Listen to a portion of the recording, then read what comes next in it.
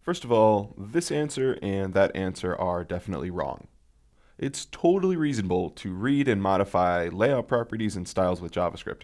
In fact, that's why the language exists. So don't be afraid of it, even though for synchronous layouts sometimes happen. So that leaves these two answers. And I want to take a look at them individually, and I will start with this one. In loops, you should always change your styles first and then read layout properties. Now this answer sounds somewhat reasonable because you're changing the styles first and then hitting the layout properties. The problem here is this keyword loops. Once you change the styles, you have to run layout. Okay, so if that happens once, that's not a big deal. But if before the end of the frame you have to recalculate styles and then run layout again, you're putting the browser in a situation where it's redoing a lot of work and ultimately creating a forced synchronous layout. So this answer is not correct.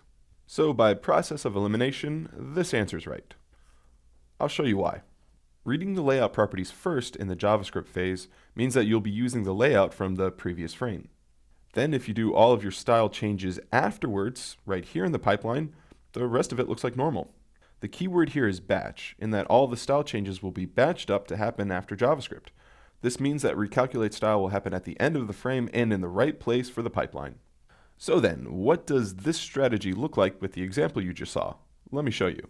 This is the old janky code, and this is the 60 frames per second silky smooth code.